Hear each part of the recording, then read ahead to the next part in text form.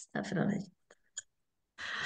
Assalamualaikum warahmatullahi wabarakatuh semuanya, teteh-teteh. Semoga ke dalam keadaan sehat walafiat, selalu tetap sehat juga, tetap semangat walaupun udaranya kali ini cukup dingin ya, menggigil sudah beberapa minggu ini. Tapi insya Allah kita masih bisa berkumpul pagi ini, mungkin sore di waktu sore di Indonesia, semua juga karena ridha Allah. Kajian yang kita akan bahas kali ini adalah mengenai memahami adab tidur. Kayaknya sih simpel gitu ya Ustadz ya. Kok di Islam tidur aja sampai ada peraturannya sih gitu. Tapi seperti yang kita baca dalam narasi itu kan sebenarnya bahwa dalam Islam tidur juga memiliki adab-adab tertentu yang dianjurkan oleh Rasulullah Sallallahu Alaihi Wasallam. Tidak hanya bertujuan untuk kenyamanan fisik, tapi juga untuk mendapatkan pahala dari keberkahan Allah Subhanahu wa Ta'ala. Jadi luar biasa ya, bagaimana Islam itu mengatur sampai tidur pun nggak ngapa-ngapain pun kita masih tetap bisa dapat pahala. Masya Allah, luar biasa kan Islam tuh. Nah, untuk bisa kita tahu gimana sih adab kita dalam tidur itu secara Islami, langsung aja kita dengarkan kajian dari Ustadz Taib. Waktunya 40 menit. Mangga Ustadz. Siap, mangga nuhun teh. Bismillahirrahmanirrahim. Assalamualaikum warahmatullahi wabarakatuh. Alhamdulillahi rabbil alamin. Assalatu wassalamu ala sayyidina Muhammadin wa ala alihi wa sahbihi ajma'in. Raditu billahi rabba wa bil islam dina wa bi Muhammadin nabiyya wa rasula. Subhanaka la ilma lana illa ma 'allamtana innaka antal alimul hakim. اللهم إنا نسألك علما نافعا ورزقا طيبا وعملا متقبلا وشفاء من كل داء وسقام برحمتك يا أرحم الراحمين. Ya Allah, kami memohon kepadamu ilmu yang bermanfaat, warizqan thayyiban dan rezeki yang luas, halal dan juga berkah, wa amalan mutaqabbalan dan amalan yang kau terima, wa shifaan min kulli da'in wa saqamin birahmatika ya arhamar rahimin, dan kesembuhan dari berbagai penyakit yang ada.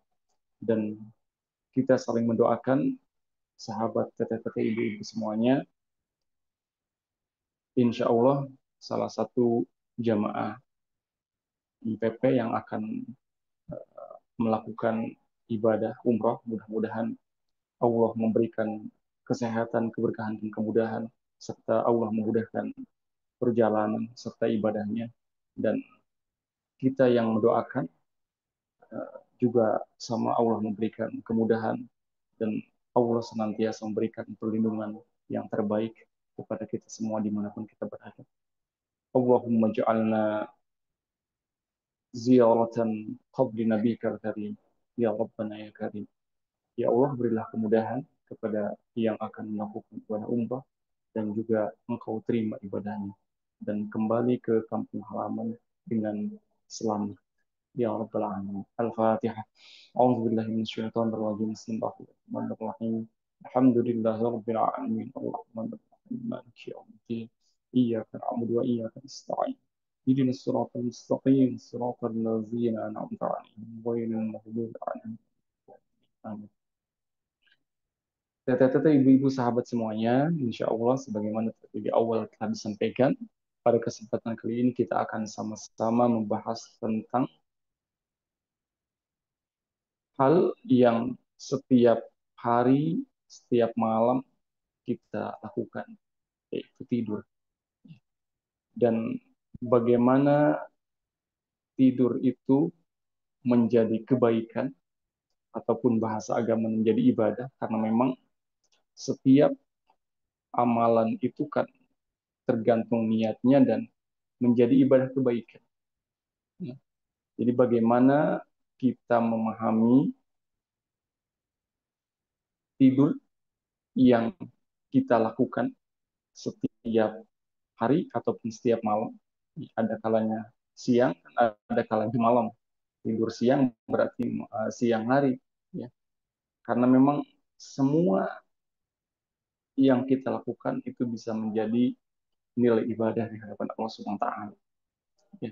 Karena ibadah itu adalah sebuah nama, ismun jami'un likulli ma yuhibbullahu wa yarda. Sebuah nama aktivitas apapun, ya, setiap yang diridhoi oleh Allah, likulli ma yuhibbullah wa yarda, dan juga dicintai oleh Allah, baik itu perbuatan ataupun perkataan, baik yang zahir ataupun yang batin.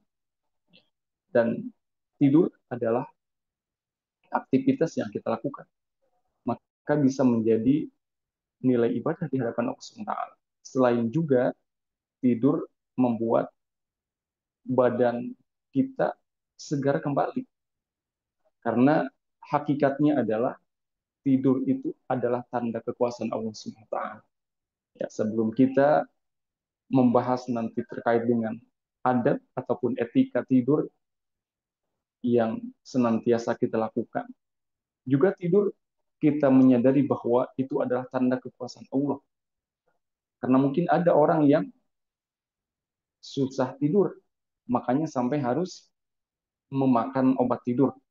Nah, ataupun mungkin juga ada yang tidur lama dan serasa sebentar. Mungkin kita ada kali merasakan seperti itu ya. Tidur lama tapi terasa sebentar. Atau tidur sebentar serasa lama sekali. Itulah kekuasaan Allah. Ya, karena Allah itu adalah, kalau Allah la ta'khudhuhu sinatu wa la naum. Allahu la ilaha illa huwa al-hayyul qayyum. Allah itu tidak ada ilah selain Allah. La ta'khudhuhu sinatu wa la naum. Allah itu tidak ngantuk dan tidak tidur. Ya. Nah, kita manusia hambanya diberikan tidur, dan itu adalah tanda kekuasaan Allah Subhanahu wa taala. Kita membaca menelah di dalam surat Al-Kahfi, pemuda Ashabul Kahfi itu kan sampai tidur lama sekali itu kan. Sampai diceritakan ketika mereka bangun kembali kemudian merasa lapar dan mereka hendak membeli makanan dari uang yang mereka punya, sampai uangnya itu sudah tidak berlaku kembali. Itu saking lama tidurnya gitu kan. Ya. Tapi mungkin bagi mereka serasa semalam. Ya. Begitulah tanda kekuasaan Allah dengan tidur itu. Jadi ada yang tidur lama tapi serasa sebentar, ataupun yang tidur sebentar terasa lama, ya. Ataupun juga mungkin ada yang susah tidur. Ya. Yang susah tidur tandanya berarti ada sesuatu yang tidak beres. Karena sampai harus memakan ataupun mengkonsumsi obat tidur, ya kan? Ya.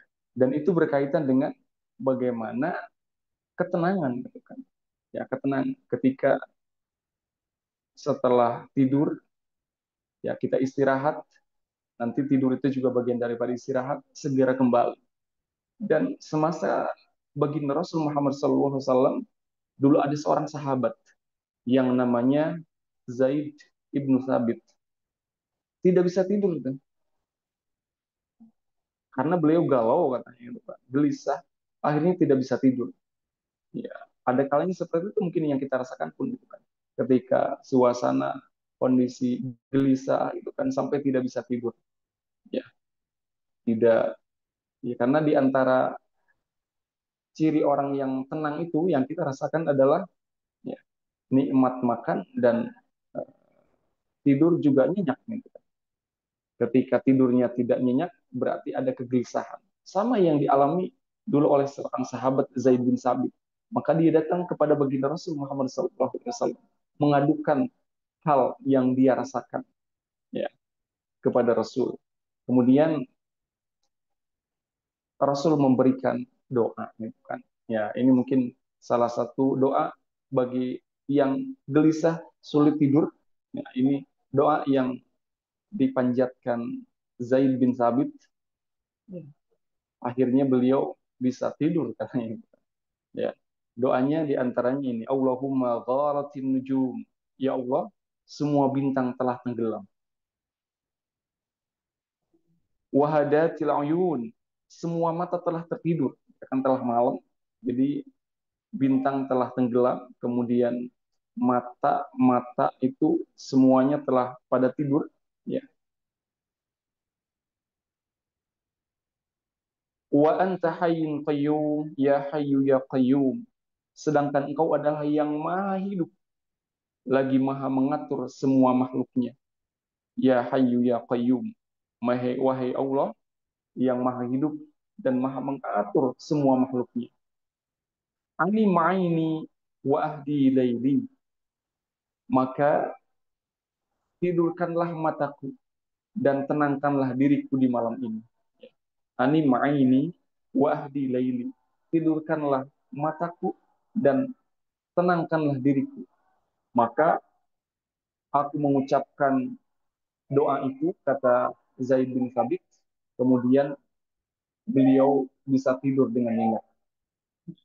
Ini salah satu doa yang dipanjatkan oleh Zaid bin Thabit ketika beliau tidak bisa tidur bisa. Jadi semua bintang telah tenggelam, kemudian semua mata telah tertidur. Sedangkan Allah adalah Al-Hayyu, Al-Qayyum, yang maha hidup dan juga maha mengatur semua makhluknya. Ya, kemudian beliau berdoa, ani ma'aini wahdi laili, tidurkanlah mataku dan tenangkanlah diriku. Maka beliau bisa tidur. Ya, maka jamaah sekalian, teteh-teteh, ibu-ibu, sahabat yang dirahmati Allah, maka tidur adalah merupakan tanda kekuasaan Allah Subhanahu wa taala. Ya, maka dalam surat Ar-Rum ayat 23, A'udzubillahi minasyaitonirrajim. Bismillahirrahmanirrahim. Wa min ayatihi manamukum bil-laili wan-nahar. Dan di antara tanda-tanda kekuasaannya ialah tidurmu di waktu malam dan siang hari. وابتغاءكم من فضله إن في ذلك لآيات لقوم يسمعون. Dan usahamu mencari sebagian dari karunia-Nya. Sesungguhnya pada yang demikian itu benar-benar terdapat tanda-tanda bagi kaum yang mendengarkan, di kaum yasma'un. Jadi di antara tanda kekuasaan Allah adalah membuat kita tidur di malam hari. Dan juga ada kalanya di siang hari. Dan di siang hari kebanyakan untuk berusaha mencari sebagian dari karunia Allah. Wabtigha'ukum min fadlih. Jadi malam hari digunakan untuk tidur, dan tidur itu adalah bagian dari kekuasaan Allah sehingga kita bisa merasakan bagaimana setelah tidur kita merasakan badan segar kembali, fresh kembali, ya. Dan itu yang mengangkat kegelisahan, yang mengangkat kecapean, gitu kan, Allah SWT dengan adanya tidur, gitu kan. Ya. Maka di dalam Al-Quran surat An-Naba pun Allah Subhanahu Wa Taala mengingatkan kepada kita bahwa tidur itu untuk istirahat. Wa ja'alna naumakum subata. Dan kami jadikan tidurmu itu untuk istirahat. Nah, ayat selanjutnya kan wa ja'alna laila libasa wa ja'alna nahara ma'asya. Ya, bahwa malam itu sebagai libas, sebagai pakaian. Bagaimana malam hari selain istirahat dan untuk tidur itu seperti pakaian, membuat kita nyaman, gitu kan. Wa ja'alna nahara ma'asya. Sedangkan siang hari untuk mencari kehidupan ma'isyah. Ya. Wa ja'alna naumakum subata. Dan kami jadikan, kata Allah, tidurmu itu untuk istirahat. Ya. Kita di dalam kehidupan ini kan perlu istirahat. Dan tidur itu adalah merupakan istirahat yang membuat kita nyaman. Ya. Karena ketika tidur, semua kegelisahan itu tidak bisa dirasakan. Ya. Akhirnya ketika tidur dengan nyenyak, bangun kembali dengan semangat dan dengan lebih fresh, gitu kan. Dan maka nanti bagaimana ketika kita sebelum tidur dan bangun kembali, itu senantiasa ingat kepada Allah. Karena tadi tidur itu adalah tanda kekuasaan Allah, di sisi lain adalah merupakan nikmat yang Allah berikan kepada kita. Maka intinya adalah bagaimana etika di dalam kita tidur sebelum dan kemudian nanti bangun kembali. Itu merupakan tanda kekuasaan Allah, nikmat dari Allah, sehingga kita dengan melakukan etika adab yang baik ketika tidur itu adalah tanda kita bersyukur kepada Allah Subhanahu wa taala. Ya, jadi tidur di dalam ayat ini merupakan isyarat kita istirahat, dan istirahat itu, dengan istirahat kita menjadi lebih segar. Jamaah sekalian, teteh-teteh, ibu-ibu yang dirahmati Allah, sahabat semuanya. Di antara adab ataupun etika kita tidur itu, para ulama merangkum dari berbagai keterangan. Di antaranya adalah yang pertama, sebelum kita tidur, menutup pintu dan mematikan lampu. Diperhatikan keamanan intinya gitu kan. Karena ketika kita tidur tidak ingat apa-apa. Banyak orang yang terkena musibah itu di malam hari dan dalam kondisi yang mempunyai hartanya itu tidur terlelap, karena ketika tidak kita tidur tidak ingat apa. Makanya orang yang hendak berbuat jahat dia melakukan aksinya di malam hari. Ya.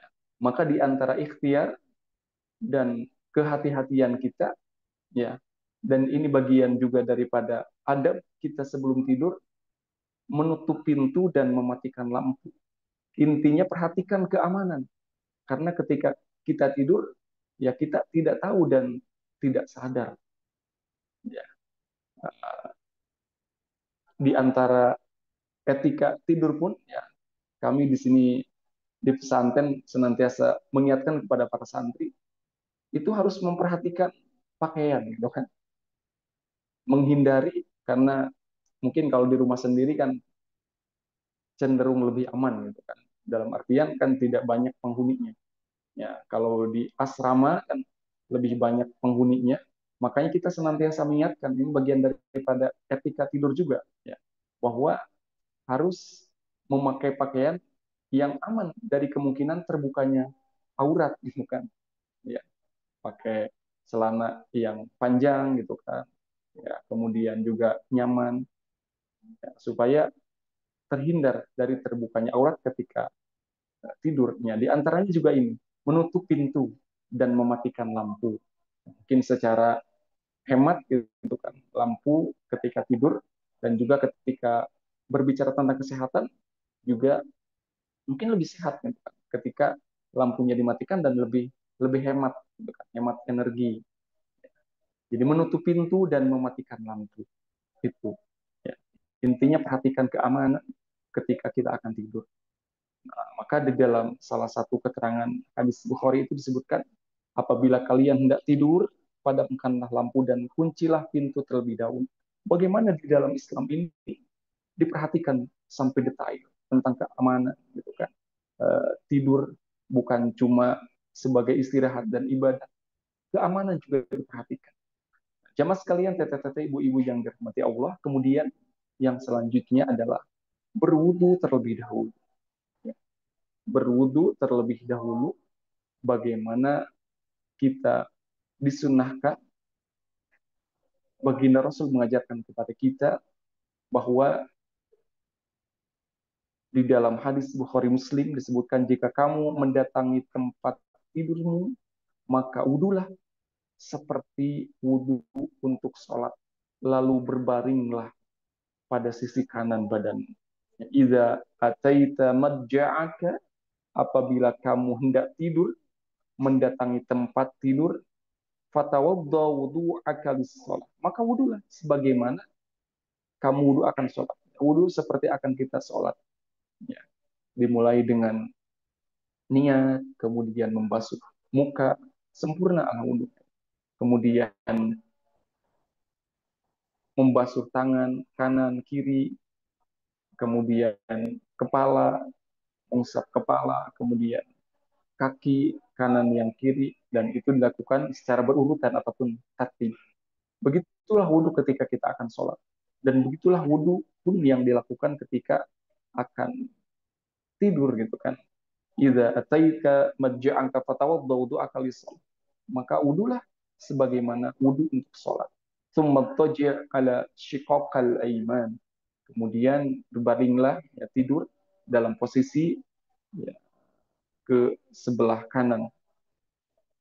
Karena secara kesehatan kan lebih sehat, jantungnya lebih lebih ter apa lebih aman gitu kan. Walaupun juga ada yang menyebutkan ketika ke sebelah kiri yang mempunyai penyakit asam lambungnya parah, mungkin lebih baik ke sebelah kiri. Ala kulihal, bagaimana Rasul mengajarkan kepada kita untuk wudhu terlebih dahulu, kemudian tidur pada posisi yang nyaman. Ya, dalam hadis ini adalah ke sebelah kanan. Mungkin juga sesekali bisa ke sebelah kiri, ya. Tetapi dalam hadis ini memang ke sebelah kanan. Ataupun mungkin bisa posisi apa ini dalam eh, depan badannya menghadap ke atas, ya, dalam posisi yang nyaman intinya, ya, tidak membuat kita sakit dan dihindari posisi tengkurap gitu kan. Ya, kalau tengkurap kan mungkin bahaya dan itu disebutkan adalah tidurnya setan gitu kan tengkurap. Pokoknya jangan sampai tengkurap gitu. Ya, karena mungkin posisi badan juga secara kesehatan tidak tidak baik. Nah, berdasarkan yang disebutkan di dalam hadis ini adalah wudhu kemudian berbaring ke sebelah kanan. Ya. Kemudian yang selanjutnya di antara adab sebelum tidur adalah menebah tempat tidur. Nah, ini mungkin hal yang seperti remeh, tetapi bagaimana baginda Rasul mengajarkan kepada kita. Jika salah seorang dari kalian hendak tidur, maka tebahlah tempat tidurnya pada bagian dalam sarung yang tidak menyentuh badannya, karena dia tidak tahu apa yang terjadi setelah dia berbaring padanya. Intinya bagaimana kita membersihkan ataupun menyapu tempat tidur. Ya, mungkin bisa kalau ada sapu khusus gitu kan, ya bisa dibersihkan. Intinya bersihkan, apalagi setelah tempat tidur itu ditinggalkan agak lama gitu kan.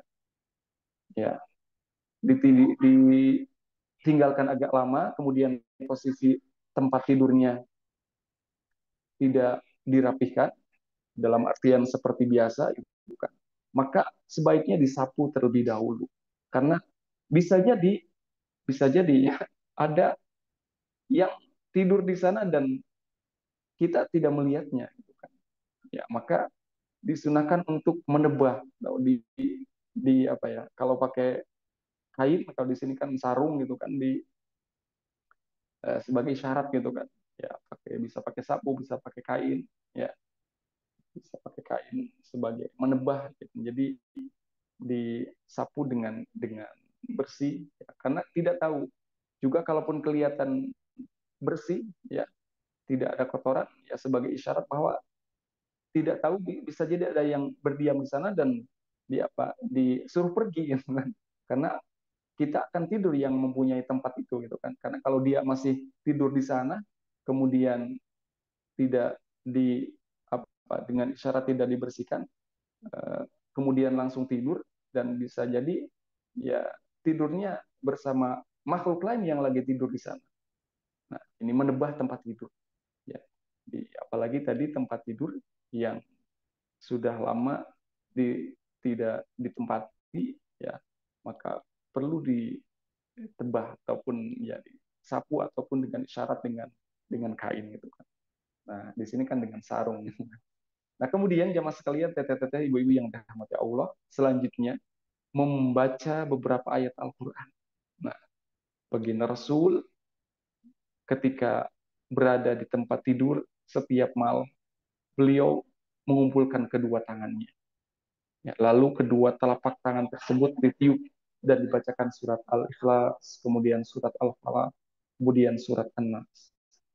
Ya, kemudian beliau mengusap kedua telapak tangan tadi pada anggota tubuh yang mampu dijangkau, dimulai dari kepala, kemudian wajah, kemudian bagian tubuh depan, kemudian beliau melakukan yang demikian sebanyak 3 kali. Nah, dari membaca beberapa ayat Al-Quran, ya, di antaranya di sini adalah surat Al-Ikhlas. Qul huwallahu ahad. A'udzubillahi minasyaitonir rajim. Qul huwallahu ahad, sambil tangan disimpan, kedua telapak tangan disimpan di depan sini. Ya, di depan mulut itu kan. A'udzubillahi minasyaitonir rajim. Bismillahirrahmanirrahim. Qul huwallahu ahad. Allahus samad. Lam yalid wa lam yulad wa lam yakul lahu kufuwan ahad. Kemudian surat Al-Falaq. Qul a'udzu birabbil falaq min syarri ma khalaq wa min syarri ghasikin idza waqab wa min syarri nafatsati fil 'uqad wa min syarri hasidin idza hasad. Kemudian surat An-Nas. Qul a'udzu birabbin nas, malikin nas, ilahin nas, min syarril waswasil khannas, allazi yuwaswisu fi sudurin nas minal jinnati wan nas. Ya, kemudian ditiupkan, ya, ya, sebagai isyarat, kemudian diusapkan ke wajah, kemudian eh, kepala, kemudian tubuh depan, ya, belakang sampai kaki yang terjangkau pokoknya. Ya, mungkin 3 kali lebih lebih afdol itu kan, sebagaimana keterangan ini.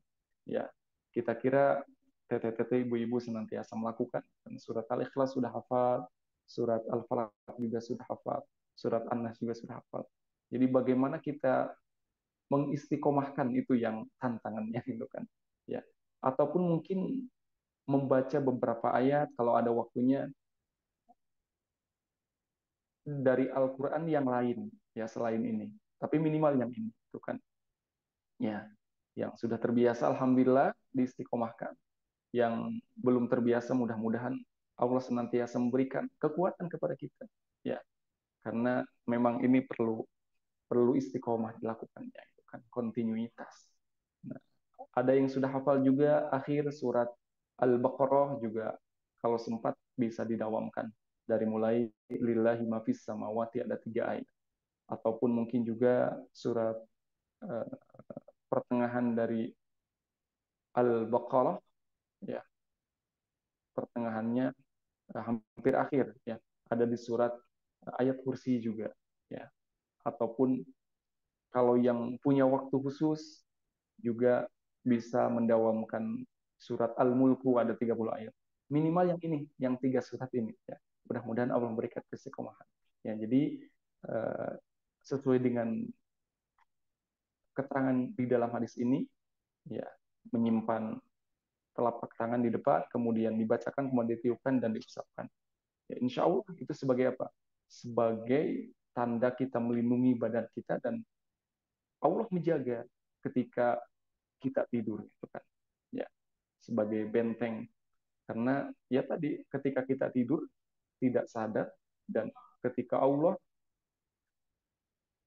menjaga kita, ya tidak ada yang bisa menjangkau. Ya, karena hakikatnya tadi semua kita tidur itu dijaga oleh Allah. Ya, bisa saja dan mungkin sekali ketika kita tidur, ya itu kan ada lubang-lubang di dalam tubuh kita. Ada lubang telinga, ada lubang mulut, gitu kan. Ya, ada lubang hidung. Mungkin sekali ada hewan-hewan yang masuk, entah itu lalat, entah itu eh, nyamuk, gitu kan, ataupun itu mungkin semut, ya. Tetapi alhamdulillah kan selama ini, walaupun mungkin pernah ada yang merasakan, tapi jarang dan jarang, gitu kan. Lubang-lubang yang tadi bisa dimasuki sama hewan, gitu kan. Allah jaga, gitu kan. Nah, alhamdulillah. Nah, kemudian bagian daripada etika sebelum tidur juga membaca doa. Doa yang biasa kita baca ya. Allahumma ya Allah dalam namamu aku hidup dan mati. Allahumma bismika ahya wa amut ataupun bismika Allahumma ahya wa amut. Ya. Dengan namamu ya Allah aku hidup dan aku mati. Ya, jadi inilah sahabat semua, teteh-teteh, ibu-ibu yang dirahmati Allah. adab sebelum kita tidur, ya. Jadi menutup pintu dan matikan lampu, berwudu terlebih dahulu, kemudian menebah tempat tidur, kemudian membaca beberapa ayat Al-Quran, kemudian berdoa. Ya, kalau kondisinya normal, insya Allah bisa kita lakukan. Kecuali kalau sudah ngantuk berat gitu kan, ngantuk berat minimal ingat kepada Allah Bismillah gitu kan, ataupun Bismika Allahumma Bismika Amut. Ya, kemudian Imam Al-Ghazali menuturkan dalam salah satu kitabnya beliau menyebutkan adab tidur, ya. Adabun naum, di antara adab tidur adalah menurut Imam Al-Ghazali, ya. Yang pertama adalah yaqahal qabla naum. Ya, sama tadi itu kan, bersuci sebelum tidur, ya. Di sini bersuci memang umum, lahir dan batin, ya. Kalau bersuci secara lahir berwudu, ya, ketika kita membersihkan, bersuci secara dohir, ya, berbeda kan ketika kita tidak suci ataupun tidak bersih, ya, mungkin setelah makan tidak gosok gigi kan.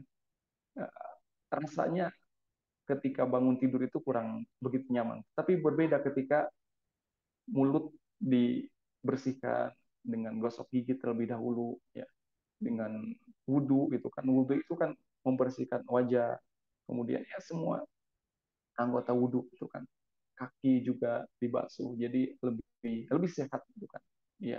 Kemudian secara batin juga, ya, di sini syarat, ya, yatatahhal qabla naum, jadi bersuci sebelum tidur, juga membersihkan jiwa kita dari noda-noda dosa, ya. Jadi dulu ada sahabat yang dikabarkan masuk surga, padahal setelah dicek amalannya biasa saja. Bahkan sampai ada seorang sahabat yang penasaran, amalannya biasa, sholat qiyamulailnya juga jarang, ya, baca Al-Qur'annya jarang, tapi ternyata setelah diteliti gitu kan, dia mempunyai amalan. Amalannya apa?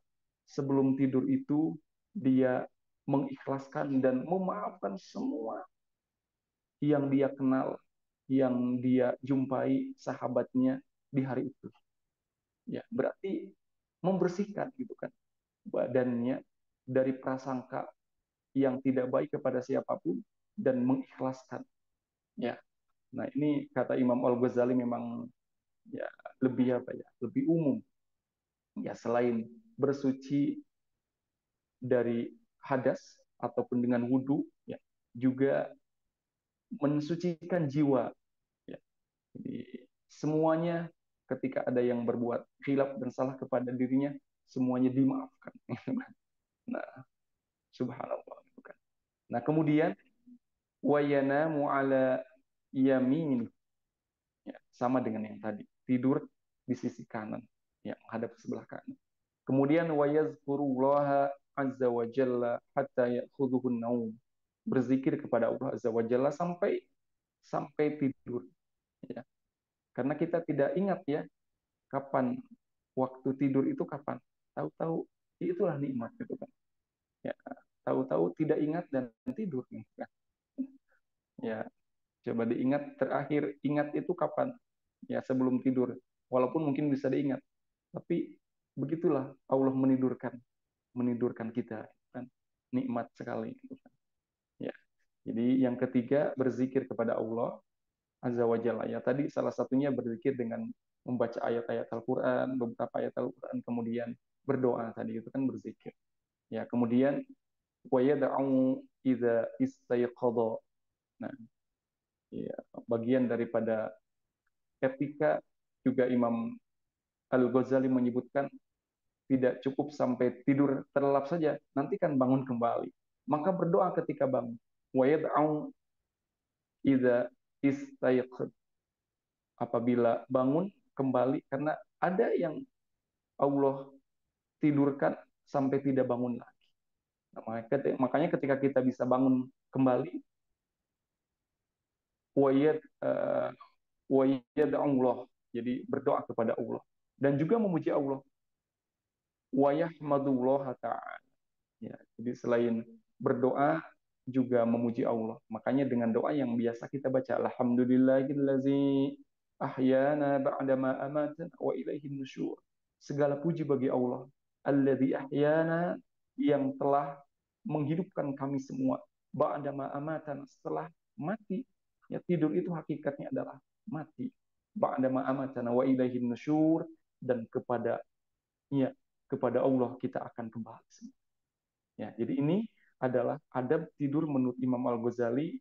Ya, bersuci sebelum tidur, ya tahar qabla naum, kemudian wa yanamu ala yamini, tidur ke sisi sebelah kanan, kemudian wa yazkurullah azza wa jalla hatta ya'khudhu naum. Ya, ingat kepada Allah sampai tertidur. Ya, ingat kepada Allah. Kemudian wa yad'u idza istaiqadh, berdoa ketika bangun kembali dan memuji Allah dengan doa yang tadi. Alhamdulillahilladzi, segala puji bagi Allah, ahyana ba'dama amatana wa ilaihin nusyur. Inilah sahabat semuanya, teteh-teteh, ibu-ibu yang dirahmati Allah, yang bisa kita sampaikan. Memang betul tadi di awal disampaikan, ya, bahwa seperti sepele, biasa saja, ya. Tetapi di dalam tidur itu ada tanda kekuasaan Allah, dan merupakan selain juga istirahat bagi kita, bernilai pahala ketika kita bisa melakukan semua ini dengan istiqomah. Mudah-mudahan sahabat semua, teteh-teteh, ibu-ibu yang dirahmati Allah, Allah senantiasa melindungi kepada kita semua, ya, baik ketika kita terbangun ataupun ketika kita tidur, dan menjadikan kita hamba-hamba yang senantiasa bersyukur, karena dengan adanya nikmat tidur ini adalah tanda kekuasaan Allah, nikmat bagi kita. Sekali lagi mudah-mudahan kita menjadi hamba-hamba yang senantiasa bersyukur, dan Allah membimbing kita semua. Allahumma aini ala zikrika wa syukrika wa husni ibadatik. Amin ya rabbal alamin. Sementara sekian dan demikian yang bisa disampaikan. Ya, sementara kami tutup dulu. Barakallahu fikum. Assalamualaikum warahmatullahi wabarakatuh. Waalaikumsalam warahmatullahi wabarakatuh. Masya Allah, Ustadz. Alhamdulillah tadi kita sudah mendapatkan ilmu baru lagi ya mengenai memahami adab tidur secara Islam. Kenapa penting gitu ya Allah, ya Ustadz ya. Kelihatannya seperti tadi kata Ustadz, mungkin suatu hal yang sepele gitu, tidur dalam keadaan capek, pengennya buru-buru tidur, istirahat. Tapi ternyata ya boleh dibilang salah satu ibadah juga gitu ya Ustadz sebenarnya ya.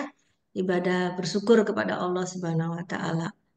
Baik Ustadz, biasanya kan ada pantun, tapi Mbak Berta lagi sakit tenggorokan nih Ustadz, jadi nggak bisa pantun dulu katanya. Ini banyak yang serak-serak nih kayaknya nih, karena udara memang lagi dingin Ustadz. Dan kemudian kemarin kan habis pesta gitu ya, istilahnya ada tahun baru, ada Natal, banyak yang kumpul keluarga, jadi ada yang sakit pencernaan, ada yang kena ya itu flu tulang yang kayak kemarin saya bilang ke Ustadz gitu ya.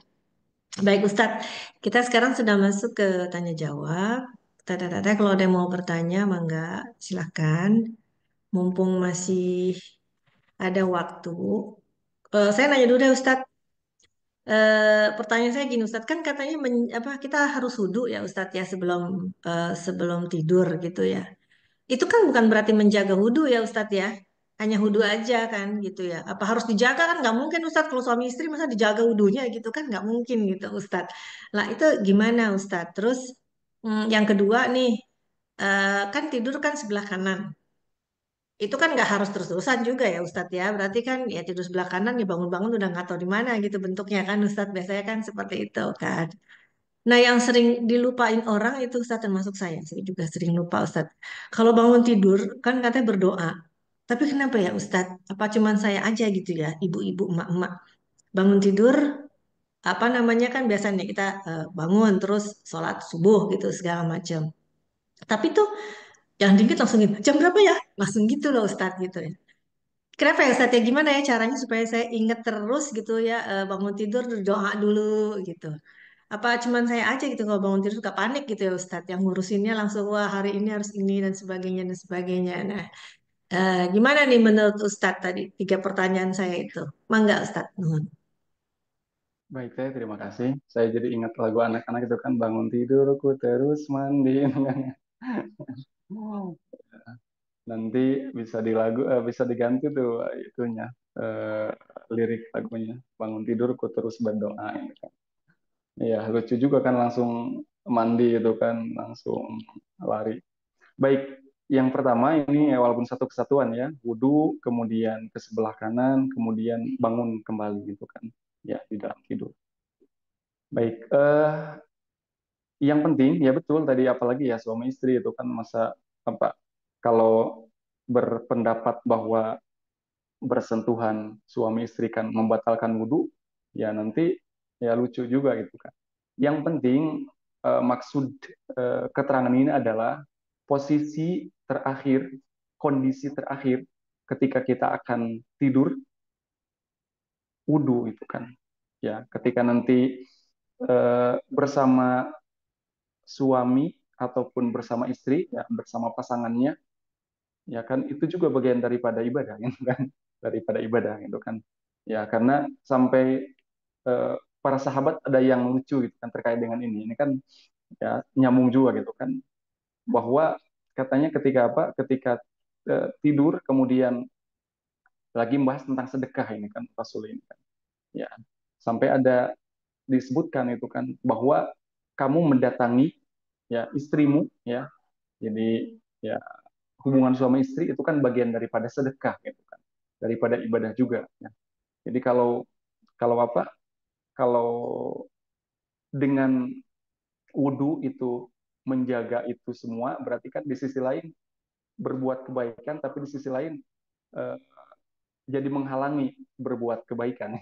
Jadi dari hadis ini adalah kondisi terakhir ketika kita akan tidur wudhu gitu kan. Kalau nanti pas tidur bersama pasangannya batal kembali, ya pokoknya posisi terakhir kan wudhu gitu kan. Ya, itu kan lain cerita gitu kan. Jadi pas ke tempat tidur intinya dalam posisi wudhu gitu kan. Ya, itu. Kemudian ke sebelah kanan. Ya, ke sebelah kanan sama juga itu kan menyesuaikan. Ya, menyesuaikan. Jadi tidak tidak kaku juga saya kira itu kan. Ya, jadi dalam etika ini bukan ya ketika ini dijalankan mohon maaf bagi pasangan yang baru menikah ya yang malam pertama semuanya mengamalkan ini gitu kan ya kan tidak akan terjadi apa-apa gitu. Jadi saya kira ini tidak kaku fleksibel gitu kan. Ya. Jadi karena tadi juga Teteh sebutkan ya ketika bangun tidur kan juga kita tidak ingat gitu kan posisinya bisa jadi ke sebelah kiri atau ke sebelah kanan gitu kan. Yang penting posisi ketika akan tidur ya ya tidak kaku lah menyesuaikan. Tadi wudhu kemudian posisi juga gitu kan. Yang penting dihindari posisi yang tadi yang apa tengkurap itu. Itu disebutkan tidurnya setan gitu kan. Dan itu secara kesehatan juga eh, apa saya pernah gitu kan tidur posisi normal gitu kan ternyata ya karena sedang tidur kan tidak ingat tahu-tahu mungkin posisi itu posisi apa tengkurap sampai terbangun ya sampai kecapean gitu kan ternyata pas bangun kok jadi tengkurap begini gitu kan akhirnya rubah posisi lagi ke normal lagi gitu kan jadi memang yang penting posisi akhir tadi wudhu kemudian kondisi akhir wudhu kemudian juga posisi itu saya kira tidak tidak kaku menyesuaikan gitu kan ya apalagi yang sudah berpasangan yang penting jangan tidur yang membuat kita tersiksa ya salah satunya tadi ya disebutkan tidurnya setan itu tengkurap gitu kan. Nah, karena secara kesehatan kan juga napas mungkin apa ya terhalangi gitu kan. Nah, kemudian pas bangunnya ya bangun tidur ya berdoa dan juga itu kalau para santri di sini dibangunkan juga kan sama dengan tidurnya kita kan tidak dengan bangunnya kita kan tidak langsung gitu kan kecuali tadi kaget mungkin kaget dan itu ketika apa ketika kita kaget bangun tidur kan capek juga itu serasa gimana gitu ya pernah ya kita bersyukur ya alhamdulillah saya nggak kebayang walaupun mungkin udah biasa ya saudara-saudara kita yang di Palestina itu ya lagi tidur-tidur kemudian ada suara apa tuh suara dahsyat bom atau apa gitu kan ya mungkin kaget ya walaupun mungkin lama-lama sudah terbiasa tapi pernah itu kan terjadi ada gempa gitu kan, lagi tidur dan itu kaget dan tidak tidak apa ya, tidak rasanya ada sesuatu gimana gitu gitu kan. Nah, intinya bangun tidur juga, ya tadi bangun tidur terus berdoa gitu kan, itu bertahap. Ya, kalau tadi para santri bahasanya sedang mengumpulkan nyawa gitu kan. Jadi memang ada beberapa tahapan gitu kan. Jadi berdoa juga, itu berdoa kita ingat kepada Allah. Jangan sampai kita berdoa itu apa ya, setengah ingat ya. Dalam artian bangun gitu kan, bangun tidur, kemudian diam sejenak gitu kan. Mungkin posisi duduk, kemudian sambil kalau bangun tidur kan biasanya ini ya membersihkan itu kotoran yang ada di mata gitu kan. Ya diusap-usap gitu kan sampai udah agak sadar baru berdoa. Alhamdulillahillazi ahyana ba'da ma amatana wa ilaihi nusyur. Ataupun mungkin ada yang pakai apa tuh? Yang pakai alarm gitu kan, bunyi alarm, ya alhamdulillah bangun, ya kemudian ya posisi tenang dulu baru berdoa. Karena berdoa juga kan meminta kepada Allah. Berdoa meminta kepada Allah, kemudian jangan sampai kita ingat zikir itu kan ingat kepada Allah. Ya, dan posisi ini harus harus kita betul-betul tenang juga. Jangan sampai kalau bahasa Sundanya penyalindur gitu kan. Jadi tenang, mata dibersihkan itu kan. Kalau bahasa santri mengumpulkan nyawa itu sampai ingat-ingat gitu kan. Ya, jangan sampai salah gitu kan. Mana sebelah kanan, mana sebelah kiri, atau mungkin ada yang kaget juga kan tadi rasanya tidur sama pasangan sudah nggak ada kan kaget juga gitu kan. Nah ditenangkan dulu, tenang gitu kan. Ya dikiranya hilang padahal udah bangun duluan gitu kan, sedang sudah kuesa gitu kan.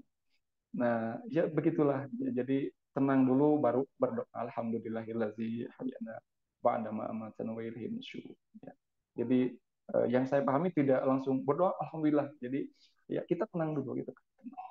Mungkin itu teh yang bisa ditanggapi. Ya, mungkin kalau ada yang lain yang menambahkan, yang sharing, mangga silahkan. Atur nuhun, mangga. Baik Ustadz, Alhamdulillah. Mudah-mudahan mulai sekarang saya akan sering-sering nyanyi Ustadz. Bangun tidurku terus doa ya Ustadz ya. Baik, betul nuhun. Ini ada pertanyaan juga dari Teh Alfi. Teh Alfi dulu, habis itu baru ke Teh Dini. Oh, enggak, Teh Alfi. Baik, Teh. Terima kasih, Teh. Ya, Ustadz, tadi saya di apa namanya saran-saran tadi untuk adab tidur, malah adab tidur. Tadi salah satunya adalah mematikan lampu. Nah, terus terang saya tuh takut sama gelap, Ustadz. Tapi nggak ini sih, nggak parah-parah banget gitu. Jadi dengan adanya adab untuk tidur tadi mematikan lampu. Setelah tahu itu, Ustadz, saya mematikan lampu sih di kamar, tapi ada ruangan lain yang nyala gitu. Pokoknya ada cahaya lah gitu, nggak bisa gelap-gelap gulita gitu, nggak bisa. Nah, pertanyaan saya sebenarnya hikmahnya apa sih Ustadz untuk mematikan lampu ini dalam Islam gitu, atau asal usulnya apa gitu? Kenapa disarankan untuk mematikan lampu? Kalau zaman sekarang kan disarankan mematikan lampu untuk menghemat listrik gitu ya Ustadz ya. Mungkin kalau dalam Islam mungkin ada hikmahnya gitu. Terima kasih Ustadz. Baik, terima kasih, Teh Alfi. Mematikan lampu ketika kita akan tidur, ya secara tadi kan hemat energi ya, mungkin itu bisa ilmiah lah, bisa bisa kita pahami. Kemudian, ya betul, jangankan di sini kita bersama para santri ada yang banyak gitu kan, beda-beda. Ya sama anggota keluarga saja gitu. Sama anak saya pun gitu. Kalau dimatikan ketakutan gitu kan, nggak bisa tidur. Ya jadi eh, semuanya memang bertahap. Ya dan ketika kondisi seperti itu, ya di sisi lain kan lucu juga ya.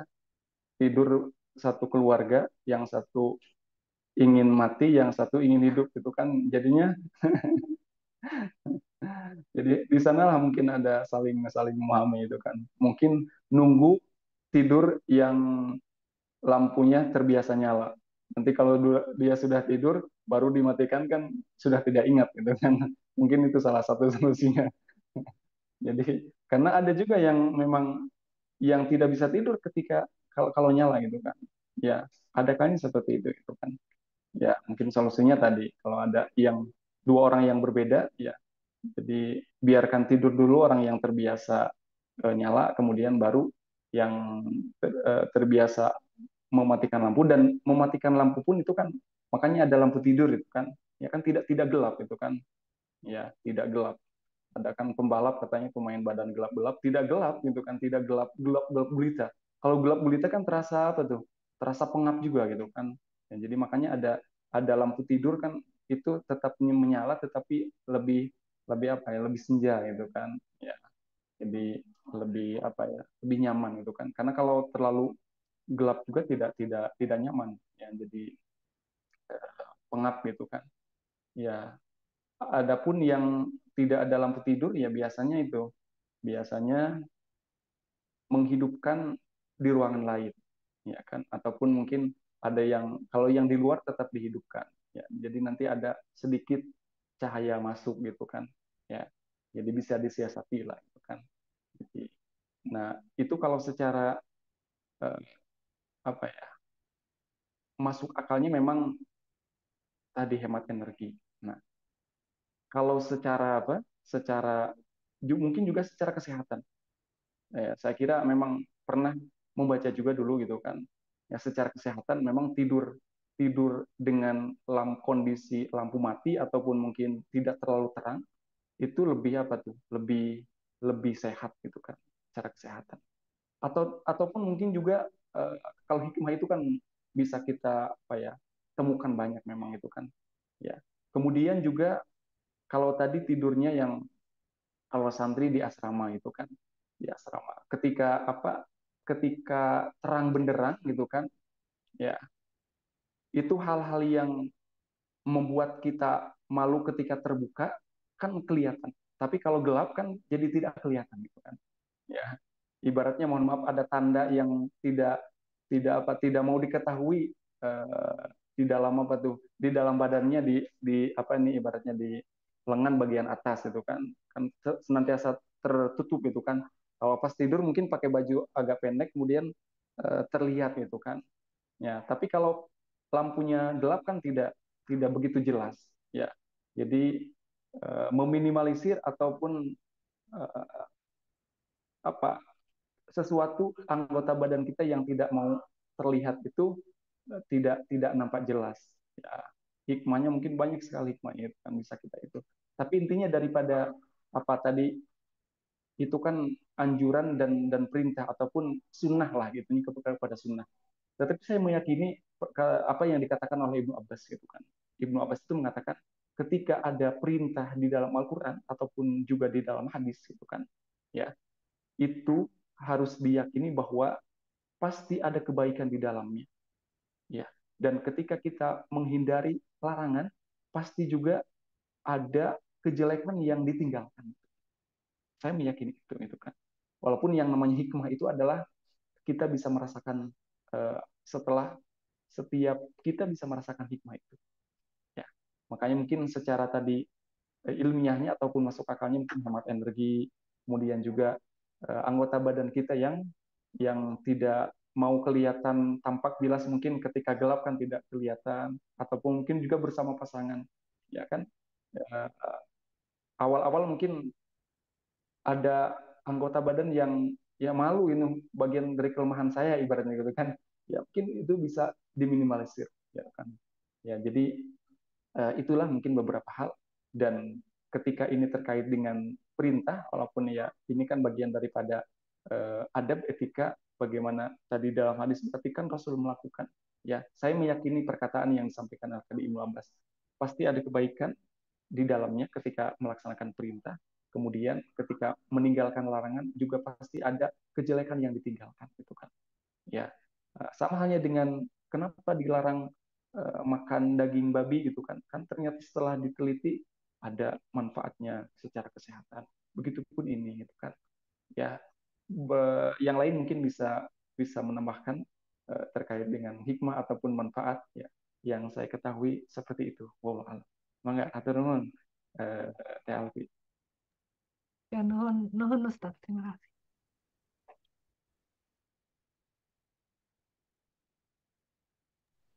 Iya, baik Ustadz. Alhamdulillah. Mungkin memang lebih dari segi kesehatan kali ya Ustadz ya. Kalau dipikir-pikir sebenarnya ya Ustadz ya. Kenapa harus gelap gitu ya? Kayaknya sih. Kayak misalnya meningkatkan kualitas tidur. Kalau yang saya baca ya Ustadz ya.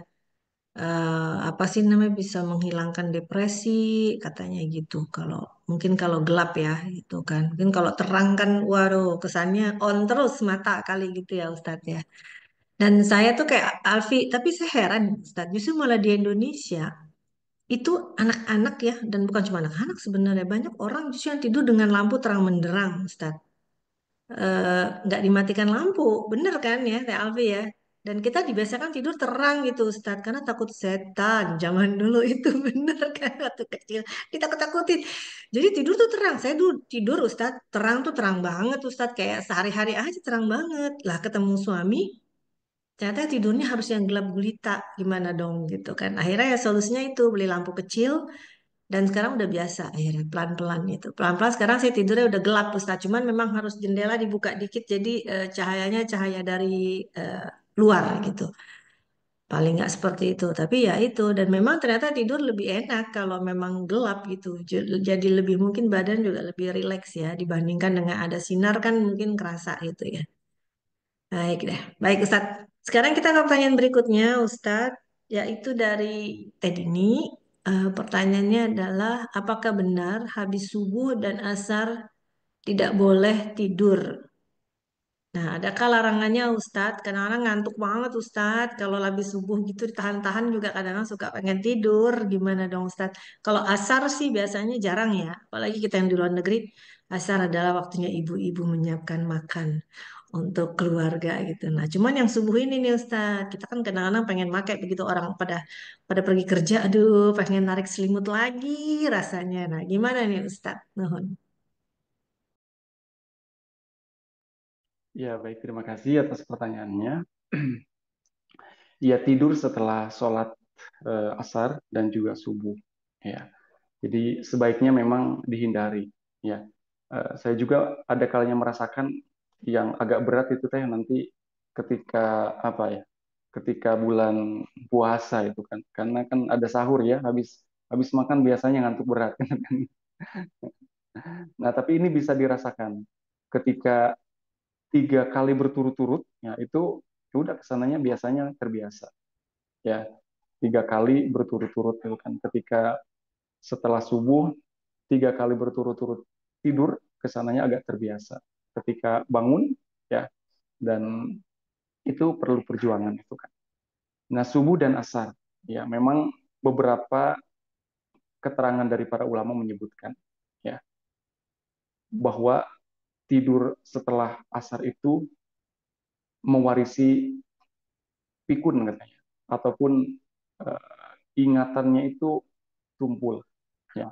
Makanya para ulama terbiasa setelah asar itu mengadakan, kalau bahasa keilmuan, mutolaah atau mengulang mengulang mengulang ilmu itu kan. Ya, jadi pagi-pagi belajar, kemudian sore hari itu kalau santri di sini jadwalnya murojaah, mengulang hafalan itu kan.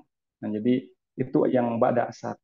Jadi memang ada keterangan bahwa ba'da asar itu ketika tidur, apalagi menjelang maghrib gitu kan. Jadi eh, pikun ataupun ingatannya nanti agak agak sulit gitu kan, cepat cepat lupa atau gitu. Ataupun mungkin juga ada yang mengatakan eh, apa ya, ada yang sampai parahnya kan hilang ingatan sampai gila itu kan, naudzubillah itu kan. Ya makanya dihindari. Tapi saya kira menyesuaikan karena mungkin ada kalanya ya ngantuk pisan gitu kan, ya istirahat gitu kan. Ya tapi yang penting jangan menjadi kebiasaan tidur setelah asar itu kan. Juga sama setelah subuh sebaiknya dihindari. Kalau ini memang ada doa Rasul gitu kan. Allahumma barik li ummati fi bukuriha. Ya Allah, berkahilah umatku pada pagi harinya ya setelah subuh. Ya, jadi kalau yang tidur berarti tidak termasuk kepada doanya Rasul. Walaupun ya tidak salah juga sih sebenarnya. Tapi kalau memang ngantuk berat gitu kan, ya itu sifatnya saya kira bisa bisa menyesuaikan. Yang penting jangan menjadi kebiasaan aja. Tapi kalau yang saya rasakan dulu ya bulan puasa itu pernah tiga apa pagi-pagi ya rasanya padahal biasa gitu kan. Padahal biasa kan memang 1 bulan itu makan pagi kan itu sahur makanya ngantuk di bawaannya. Ya itu diikuti aja udah tidur. Ya tidur.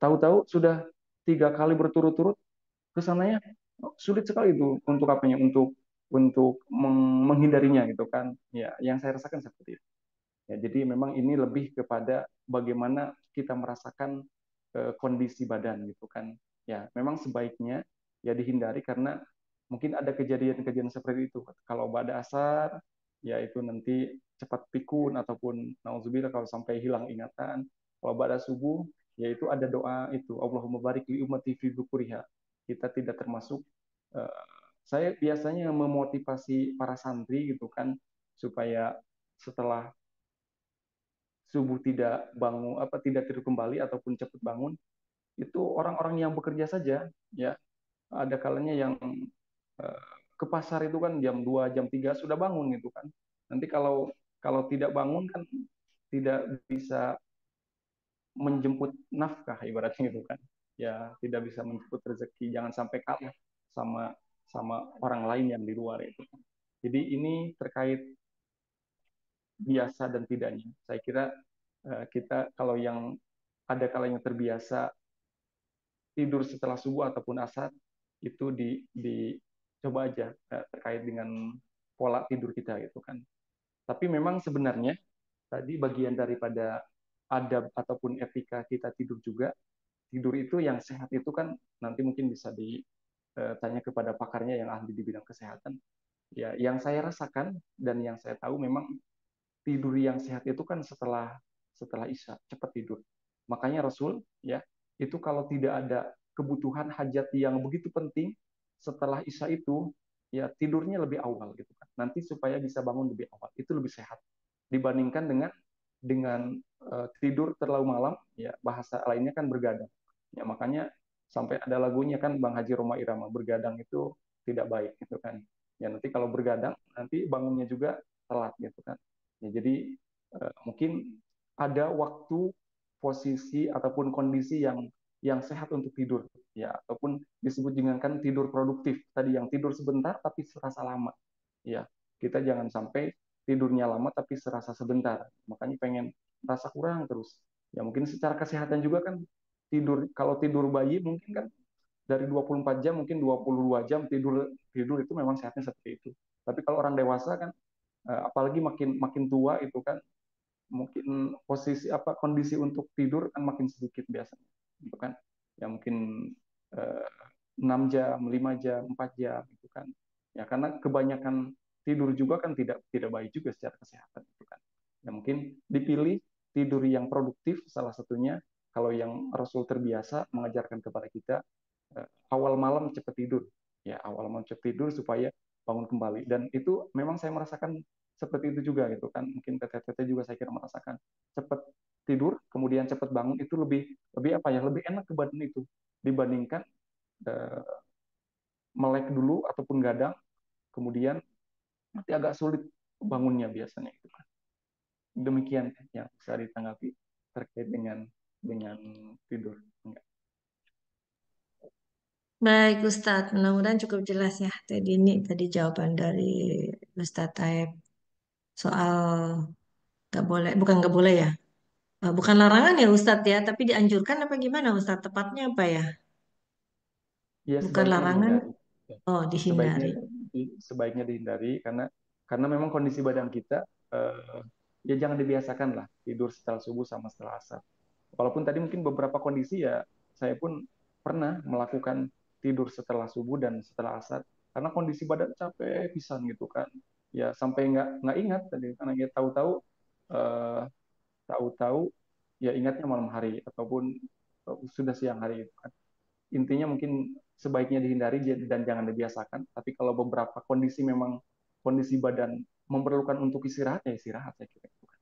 Ya, yang sampai uh, intinya setiap kita mengetahui bagaimana kondisi badan kita. Ya, Baik Ustadz, ya karena kalau misalkan Lebaran, puasa di musim panas tuh Ustadz, contohnya ya Allah Ustadz, bukanya tuh jam 10 malam, ada yang setengah 11 bahkan gitu ya. Terus jam 3 udah bangun lagi Ustadz gitu. Dan dari subuh ke siang itu Ustadz, lama banget Ustadz gitu. Jadi ya kadang-kadang susah juga ya. Tapi tadi kata Ustadz kan sesuaikan dengan kondisi tubuh ya Ustadz ya. Jangan sampai nanti sakit yang ada malah nggak bisa puasa lagi gitu kan. Ya, betul. Apalagi kan kita nih ya, Teh ya, kita nih ibu-ibu nih yang nyiapin sahur dan sebagainya ini Ustadz nih buat anak-anak gitu. Baik, rasanya udah nggak ada pertanyaan lagi ya Ustadz ya, karena waktunya juga udah mau setengah 12, di Ustadz juga udah mau setengah 6, bentar lagi mungkin maghrib. Mangga Ustadz, kesimpulan dan juga ditutup dengan doa. Baik, alhamdulillah, teteh-teteh, ibu-ibu, sahabat semuanya, kita sampai penghujung. Ya, kita membahas tentang tidur, dan tadi tidur adalah merupakan tanda kekuasaan Allah dan juga nikmat dari Allah. Maka kita senantiasa ingat kepada Allah dalam kondisi apapun. Ya, dengan tadi terbiasa berdoa. Mungkin ketika akan tidur, ya kita kita cenderung lebih lebih ingat kepada Allah, gitu kan? Karena memang sadar. Tapi ketika bangun ini yang ada kalanya setengah sadarnya. Maka ketika bangun dalam kondisi apapun kita intinya senantiasa ingat kepada Allah. Ya, dengan tadi bahwa doa yang kita panjatkan ketika bangun itu mengingatkan kita bahwa hidup dan mati kita berada dalam genggaman Allah. Itu intinya. Karena tidak sedikit mungkin ada saudara kita yang tidur dan tidak bangun kembali. Dan kita bersyukur. Ya. Jadi intinya adalah dari pembahasan ini, hidup dan mati kita ada di dalam genggaman Allah. Kita senantiasa ingat kepada Allah. Ya. Alhamdulillahillazi ahyana ba'da ma amatana wa ilaihi nusyur. Segala puji bagi Allah yang telah menghidupkan kita setelah kita mati, dan ingat kita semua akan kembali kepada Allah. Mudah-mudahan Allah senantiasa menjaga kita dimanapun kita berada dalam kondisi apapun. Amin ya rabbal alamin. Sama-sama kita akhiri dengan doa. Allahumma salli ala habibina wa syafi'ina wa dhuhrina wa maulana Muhammad. Amin ya rabbal alamin. حمدا ناعمين حمدا شاكرين حمدا يكفي نعمه ويكفي مزيدا يا ربنا لك الحمد ولك الشكر كما ينبغي لجلال وجهك عظيم سلطانك. اللهم اهدنا واهد بنا واجعلنا سببا لمن اهتدى. اللهم طول وبارك امورنا. اللهم صحح اجسادنا ونور قلوبنا بنور هدايتك وثبت ايماننا واحسن اخلاقنا والى الخير قربنا وعن الشر بعدنا واقض حوائجنا في الدنيا والدنيا والاخره. اللهم بارك لنا في أزواجنا وفي أولادنا وفي نفوسهم يا رب العالمين. ربنا آتنا من لدنك رحمة وهيئ لنا من أمرنا رشدا. ربنا آتنا في الدنيا حسنة وفي الآخرة حسنة وقنا عذاب النار وقنا عذاب النار وادخلنا الجنة مع الأبرار يا عزيز يا غفار برحمتك يا أرحم الراحمين. وصل اللهم على سيدنا محمد وعلى آله وصحبه وسلم. سبحان ربك رب العزة عما يصفون والسلام على المرسلين والحمد لله رب العالمين. Demikian dan sekian. Terima kasih semuanya. Mohon maaf apabila ada salah dan khilaf. Hasbunallah wa ni'mal wakil, ni'mal maula wa ni'man nasir. Selamat melanjutkan aktivitas, sehat dan berkah selalu semua. Amin. Assalamualaikum warahmatullahi wabarakatuh. Waalaikumsalam. Waalaikumsalam warahmatullahi wabarakatuh. Alhamdulillah. Terima kasih Ustadz atas ilmu, waktunya juga. Barakallah, hanya Allah yang bisa membalas segala kebaikan Ustadz. Terima kasih juga buat semuanya. Tadi sih makasih tadi buat tadarusnya. Teh Alfi, makasih. Bentar lagi ada pekerjaan buat Teh Alfi mengedit rekaman kita ini. Masya Allah. Terima kasih semuanya yang udah hadir. Mohon maaf lahir batin bila tadi ada kesalahan. Karena yang sempurna hanyalah milik Allah Subhanahu wa taala. Kita tutup dengan membaca hamdalah, hamdulillahirabbil alamin, subhanakallahumma wa bihamdika asyhadu alla ilaha illa anta astaghfiruka wa atubu ilaik. Wassalamualaikum warahmatullahi wabarakatuh. Tur nuhun semuanya. Tur nuhun Teh Dini, Pak Ustadz semuanya, Teh Alfi, Teh Desi, tur nuhun.